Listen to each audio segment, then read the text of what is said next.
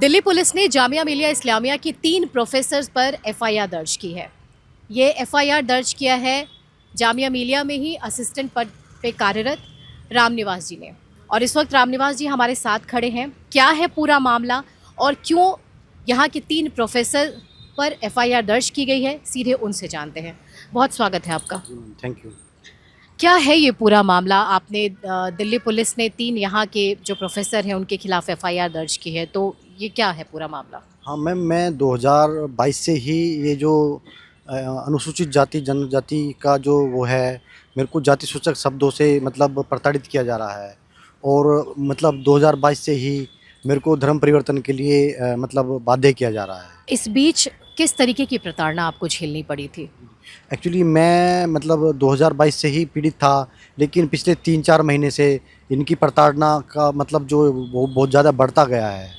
और इन्होंने मेरे को मतलब कई बार जाति सूचक शब्दों से बोला है और मेरे को धर्म परिवर्तन करने के लिए बाध्य किया जा रहा है। इन्होंने कहा है कि तुम जो है ना हिंदू पाखंडवाद में घुसे हुए हो, हिंदू धर्म में क्या रखा है, तुम अनुसूचित जाति के हो और हिंदू धर्म में तो तुम्हारी कोई इज्जत ही नहीं है। तुम अगर मुस्लिम धर्म में परिवर्तित हो जाओगे तो तुम्हारा जो भी शिकायतें हैं हम उन सब का निवारण कर देंगे। और हमारे यहाँ जो सचिन है उसने मुस्लिम धर्म को स्वीकार कर लिया है, उसकी जो भी शिकायतें हैं उसका निवारण कर दिया गया है। और जो वो कॉन्ट्रैक्चुअल स्टाफ था अब उसको हमने परमानेंट नौकरी दे दी है। कब से आप हैं यहाँ पे जामिया की, अगर हम बात करें तो? मैं यहाँ जामिया में मार्च 2007 से हूँ। तो 2007 से ये 2024 का तकरीबन ये जो आपका 15-16 साल का जो सफ़र रहा, इस बीच में पहले भी इस तरीके की प्रताड़ना प्रेशर दिया जाता था? नहीं, इस तरह की प्रताड़ना तो थी लेकिन इतना नहीं था। लेकिन 2022 के बाद ये प्रोफेसर नाजिम हुसैन अल जाफ़री जी, मिस्टर नसीम हैदर जी और प्रोफेसर साहिद तस्लीम जी मेरी शिकायतों के निवारण के लिए जब भी मैं इनके ऑफ़िस में जाता था तो यही बोलते थे कि भाई तुम्हारी समस्या का समाधान कर दिया जाएगा और आप हिंदू धर्म छोड़कर मुस्लिम धर्म में परिवर्तित हो जाइए। पहले तो इन्होंने मेरे को जाति सूचक बहुत ज़्यादा शब्द बोले, मैं सहन करता रहा क्योंकि मुझे यहाँ पे नौकरी करनी है। लेकिन जब ये सब बढ़ता गया तो उसके बाद मैंने फिर SC/ST कमीशन में केस फाइल किया, दिल्ली हाई कोर्ट में केस फाइल किया। उसके बाद 4 महीने पहले मैंने DCP ऑफिस में भी अपनी कंप्लेंट दर्ज के लिए कंप्लेंट डाली। लेकिन 3-4 महीने की इन्वेस्टिगेशन के बाद इन तीनों लोगों के खिलाफ FIR दर्ज हुई है 15 जुलाई को। मतलब अगर जामिया की बात करें, यहाँ पे जितने भी नॉन मुस्लिम हैं, उनके लिए मुश्किल है यहाँ पे रह पाना? हाँ बिल्कुल, यहाँ पे बहुत मुश्किल है। मेरे अलावा यहाँ पे काफ़ी लोग हैं जिनको इस तरह से प्रताड़ित किया जाता है, जाति सूचक शब्द बोले जाते हैं और हिंदू धर्म छोड़कर मुस्लिम धर्म में परिवर्तित होने के लिए बोला जाता है। लेकिन कुछ काफ़ी लोग हैं जो आगे सामने नहीं आ रहे हैं।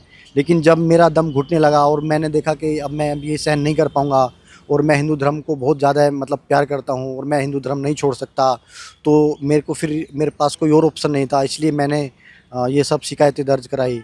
और अभी भी मैं इसके लिए, हालांकि इन्होंने मेरा SC/ST एक्ट में तो केस दर्ज कर लिया है, लेकिन 3 महीने के बावजूद भी इन्होंने जो है ना मतलब दिल्ली पुलिस ने जो धर्म परिवर्तन का केस है वो फाइल नहीं किया है, वो जो कि गलत है।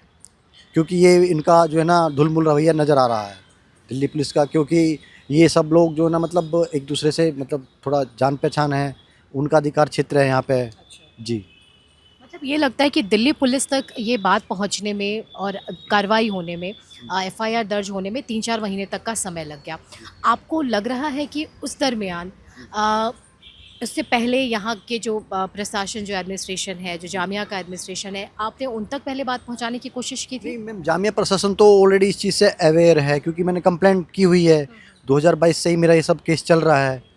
तो अब जामिया प्रशासन के जो अधिकारी हैं जिनके खिलाफ मैंने शिकायत की है वही हायर अथॉरिटीज़ हैं, तो उनके पास बार बार शिकायत करने का तो कोई मतलब ही नहीं है क्योंकि वही मेरे को प्रताड़ित कर रहे हैं और वही मेरे को जाति सूचक शब्द बोल रहे हैं कि ईमान ले लो, मुस्लिम बन जाओ। तो अब उनके पास दोबारा जाने का कोई फ़ायदा ही नहीं है।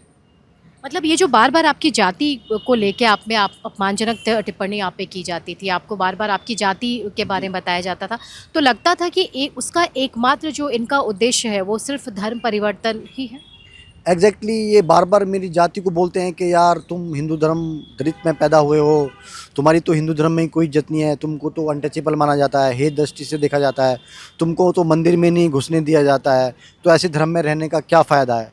मैडम आप ही बताइए, अगर मैं हिंदू धर्म में पैदा हुआ हूँ और मैं दलित समाज से हूँ, तो क्या ये मेरा अपराध है? मेरा तो अपराध नहीं है, ये तो ऊपर वाले ने मेरे को जहाँ पैदा कर दिया मैं वहाँ पैदा हो गया। अब ये मेरे को उस चीज़ से अलग हटा के मुस्लिम धर्म में परिवर्तित कराना चाह रहे हैं, मैं तो ये नहीं करूँगा, चाहे इसके लिए मुझे कोई भी परिणाम भुगतना पड़े। जामिया में किसी तरीके की कोई कमेटी है इस तरीके की जो आपको यहाँ पे प्रताड़ना, मानसिक प्रताड़ना अभी आपको झेलनी पड़ी है? जामिया के अंदर ऐसी कोई कमेटी है जिस तक आप अपनी बात पहुँचा सकें? नहीं, नहीं, पहले SC/ST सेल हुआ करता था, लेकिन 2014 में जब SC/ST मतलब माइनॉरिटी कमीशन ने इसको माइनॉरिटी स्टेटस दे दिया, उसके बाद से वो भी एबॉलिश कर दी गई है। और उसके बाद हमारे पास कोई भी अपने समस्याओं के समाधान के लिए कोई भी ऐसा चैनल नहीं है, जिससे कि हम अप्रोच कर सकें। इसलिए मेरे को मजबूरी में दिल्ली हाई कोर्ट और नेशनल कमीशन फॉर SC और दिल्ली पुलिस की शरण में जाना पड़ा। रामनिवास जी, आपने तो बहुत हिम्मत जुटाई है कि आप यहाँ पे आए हैं, दिल्ली हाई कोर्ट तक पहुँचे, दिल्ली पुलिस तक भी आप पहुँचे। और भी ऐसा लगता है कि जो अंदर में जितने भी जो नॉन मुस्लिम कर्मचारी हैं, उन पर भी इस तरीके का दबाव डाला जाता होगा? हाँ, काफ़ी ऐसे कर्मचारी हैं जो अभी सामने नहीं आ रहे हैं, और इस चीज़ से रिलेटेड काफ़ी डॉक्यूमेंट्स भी अवेलेबल हैं, और काफ़ी लोग हैं जो जिनको धर्म परिवर्तन करने के लिए बाध्य किया जा रहा है, उनको भी हर तरह से प्रताड़ित किया जा रहा है। और मैं उम्मीद करता हूँ कि मेरे केस के उछलने के बाद वो लोग भी सामने आएंगे। क्या लगता है अगर यूनिवर्सिटी की तरफ से कोई कार्रवाई नहीं की जाती अभी, क्योंकि मामला अब दिल्ली पुलिस के हाथ में है, और अगर यूनिवर्सिटी इसमें हस्तक्षेप नहीं करता है, तो आगे आपका अगला कदम क्या होगा? नहीं, देखिए, अभी तो हालांकि मेरे को दिल्ली पुलिस से काफ़ी उम्मीदें हैं। पहले तो मेरी FIR जो SC/ST एक्ट में रजिस्टर हुई है, क्योंकि धर्म परिवर्तन के लिए भी मेरे को बाध्य किया जा रहा है। तो मैं दिल्ली पुलिस से यही प्रार्थना करूँगा कि जो दिल्ली एंटी कन्वर्जन लॉ है उसको FIR में ऐड किया जाए, और मेरे साथ मतलब जो अन्याय हो रहा है उसका मेरे को न्याय दिलाया जाए।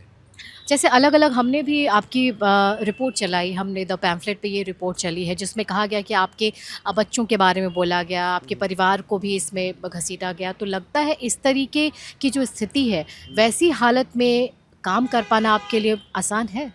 नहीं, मेरे लिए काम कर पाना तो बहुत मुश्किल है। पिछले 2 साल से इतना प्रताड़ित किया जा रहा है, मेरे को मल्टीपल टाइम्स ट्रांसफ़र किया गया है, 2-2 3-3 महीने बाद मेरे को ट्रांसफ़र किया गया है, क्योंकि मैंने दिल्ली हाई कोर्ट में और नेशनल कमीशन फॉर SC/ST में केस डाला हुआ है, माइनॉरिटी स्टेटस को चैलेंज किया हुआ है।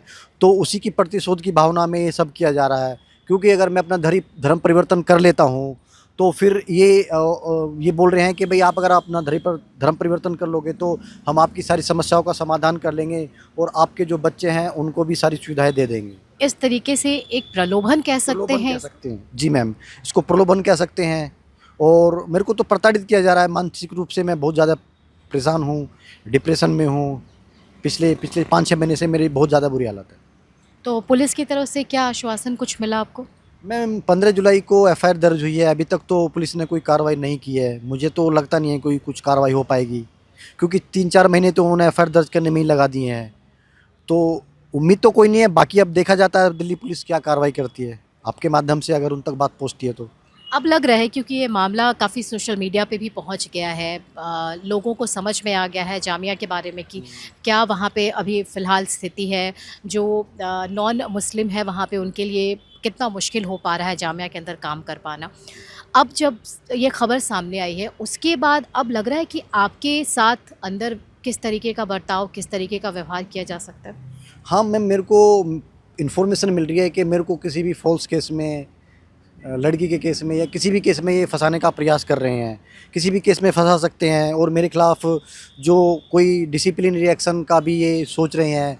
अब मेरी जो सच्चाई, मैंने जो FIR दर्ज कराई है वो तो बिल्कुल सत्य है, और मैंने सारे अपने इस पर्पज़ के लिए जो आई विटनेस है उन्होंने भी स्टेटमेंट दिए हैं, तो सच्चाई है जो भी कुछ है। बाकी अब जो ये सोचते हैं अब इनके ऊपर डिपेंड करता है। बहुत धन्यवाद रामनिवास जी, आप हमारे साथ जुड़े। और तो ये रामनिवास जी थे जो जामिया में तकरीबन 17-18 साल से असिस्टेंट पद पे कार्यरत हैं, और ये आज की बात नहीं है, लगातार कई सालों से इनको प्रलोभन दिया जा रहा है, लालच दिया जा रहा है कि आप धर्म परिवर्तन कर लीजिए, आप इस्लाम कबूल कर लीजिए तो आपके बच्चे को अच्छी शिक्षा मिलेगी, अच्छी नौकरी मिल जाएगी। लेकिन ये किसी भी हाल में टस से मस नहीं होने वाले हैं और अपने धर्म को छोड़ने के लिए तैयार नहीं हैं।